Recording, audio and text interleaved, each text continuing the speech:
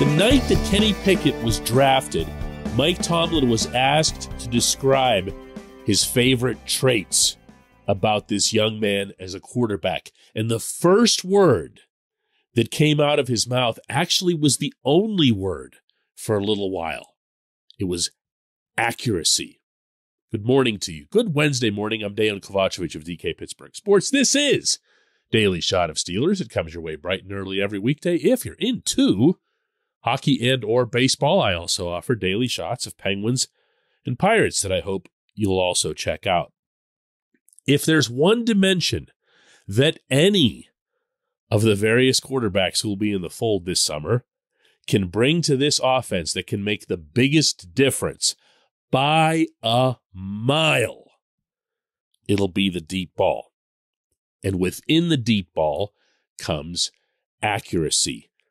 Way too often when we watch quarterbacks, whether it's just in general play, training camp settings, or even the combines, we're very likely to judge them based on pure, raw arm strength. And I know that's fun. I know it's exciting on those exactly one occasion in which that sort of thing can really help you, and that's the Hail Mary. I mean, there's also threading the needle. There's a sideline route that you want to hit before somebody can close on your guy and that kind of stuff. So I'm exaggerating, but it's really way more about accuracy. And that, to me, might be the biggest part of what makes Pickett intriguing, even if he were to start right away. At Pitt, like so much of his career with the Panthers, he gradually improved in this capacity to the point where he was the best in his class. He was the most accurate quarterback in his draft class. And there are a couple of numbers that I want to share with you specifically that I believe point to this eventually becoming a significant strength, not only for him, but also for the Steelers. The first, we all know Pickett put the ball where it needed to go. But did you also know that in his senior season, 14.1% of his attempts, meaning just the number that he tried, of passes that were 20 or more yards in the air was 14.1. That's a pretty high percentage. Not outrageously high, but high enough to let you know that he felt confident. Now, this is where I'm going to throw in the obligatory disclaimer that he had Jordan Addison, a Biletnikoff-level wide receiver, to throw to, so that helps. But still, wasn't afraid to do it. Now, of those passes, again, of 20 or more yards in the air, Football Outsiders deemed Pickett to be on target 56.7% of the time. That's very, very good for any quarterback and number one in this draft class. If you think about all the potential pluses that come with even one of every, 6, 7, 8, 9, 10 plays going 20 or more yards downfield, you'll take 56.7%. The number that were completed, the ratio that was completed, was exactly 50%.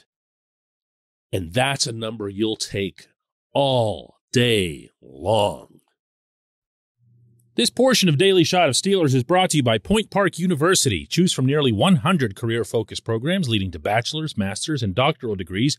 Choose when and how you'd prefer to do that studying, whether it's at Point Park's gorgeous downtown Pittsburgh campus, whether it's online, maybe a flexible hybrid format would work best for you. Find out more about all of this at pointpark.edu.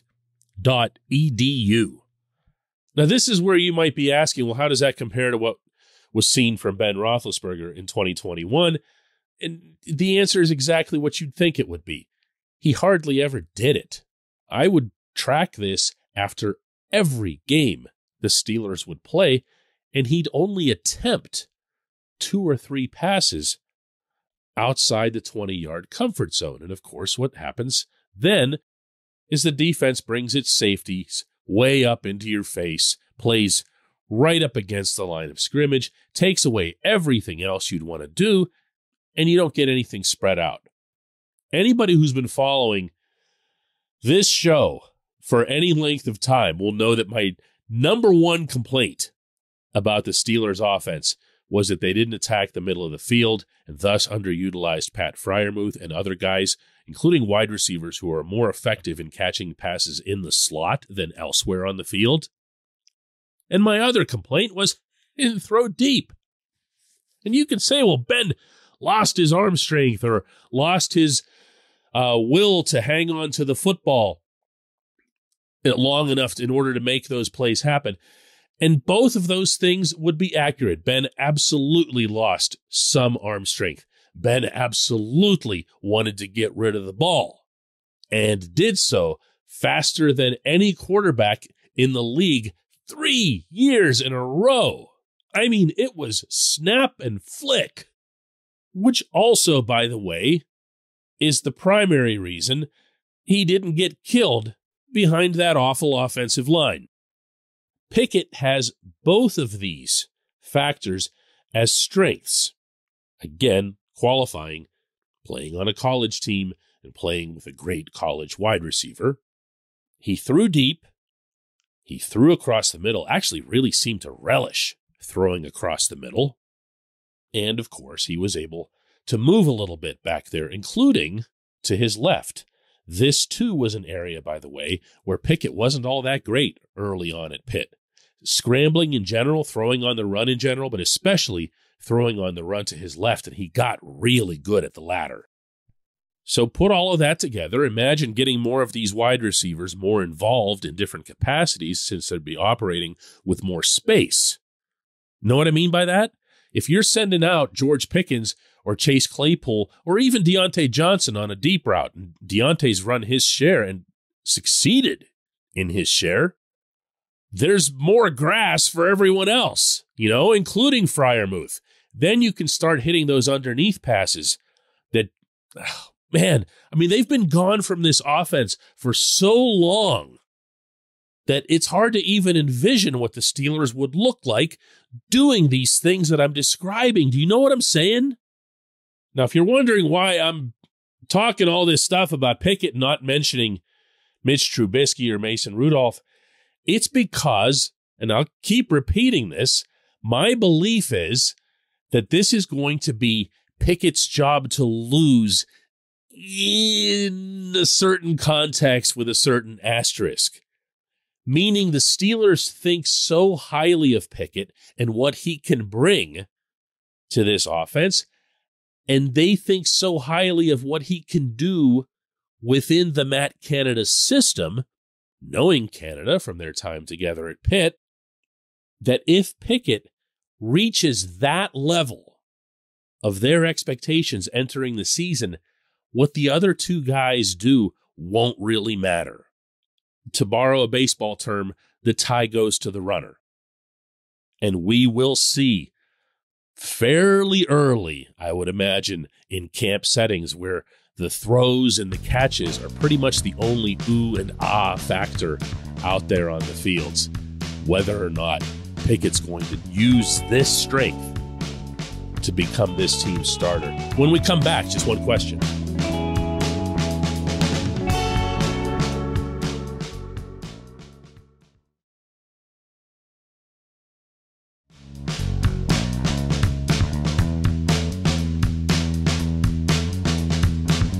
This portion of Daily Shot of Steelers is brought to you by our friends at Mike's Beer Bar. They're located directly across Federal Street from PNC Park. They are the one, the only, the premier destination in Pittsburgh for craft beer. More than 500 craft beers available, more than 350 of those local, and more than 80 of those on tap. Mike's can't be topped. Not for beer, not for the awesome kitchen and menu that's available, and not for all the special events that are going on there. Check them out online at mikesbeerbar.com. Mike's Beer Bar, right across Federal Street from PNC Park. And today's J1Q comes from Eric, who asks, is this going to be the first year that Mike Tomlin goes under 500? For someone who's been covering this team for the entirety of Tomlin's tenure. I don't recall ever hearing this topic referenced as often as it's been the past few months. And I suspect a lot of that, not talking to you, Eric, here, just in general, is because Tomlin's failed to win a playoff game in forever now. And also because Tomlin's regular seasons have seen the team kind of rise up into a finishing just above 500 status. And then the presumption from there is that either Tomlin or the Steelers care about this as some sort of vital streak. I can tell you, honestly, I have never heard anyone associated with the football team, even peripherally, bring this thing up. Yeah, it shows up in the media notes that are distributed to reporters like me, but it's not like anybody beams about it as some point of pride. So let me get that part out of the way first, Eric. The second is, I'm okay with being skeptical about this team because of the big uncertainties that are on offense and because of the one big uncertainty on defense, and that's whether or not Stephon Tuitt will be back. But here's what I'm not okay with. I'm not okay with setting some kind of bar for this team that says it's okay to have a losing season, because if you have a losing season in the NFL, you're not going to make the playoffs. The goal is to make the playoffs, and from there, the goal is to win the Super Bowl. The goal hasn't changed, according to the words of Tomlin and Art Rooney. So why should any of us, myself included, lower that bar in spite of that? I'm gonna keep pounding this nail into the wall, but they've got the defensive player of the year. They have the best player on the planet on that side of the football. They also have Minkah Fitzpatrick and Cam Hayward on that side of the football. They've added a couple of reinforcements over there. They've poured not only big money, but also a big draft investment cumulatively on the offensive side of the ball. Between Kenny Pickett and Najee Harris as first-rounders, between Pat Freiermuth and George Pickens as second-rounders, and they put a ton of cold cash into that offensive line. So this isn't baseball or hockey where it takes years to rebuild. All you do in the NFL is reload. Because of the high cap, because of the instant impact that draft picks have. If you do it right, you can reverse a situation almost immediately, and I will remind here that the situation that they're looking to reverse wasn't all that bad, meaning the 2021 team did, in fact, make the playoffs and did, in fact, have a winning record. I'm not praising them. I'm just pointing out that it's not like they went 2-15 and need to make it from the cellar to the ceiling. They just need to meet their own reasonable expectations for their own decisions regarding their own team building and regarding their own instruction. Don't ever let instruction off the hook here either. If we all thought, just as an example, that Claypool was going to be the next Megatron or Mapletron or whatever, then why would we let the Steelers off the hook for his apparently stunted development?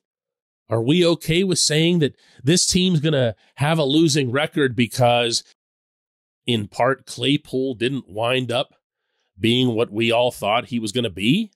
I'm not. The talent is there for a winning season. The talent is there for a playoff team. Is it a lot higher than that? No. I'm not sure they would think that it is either.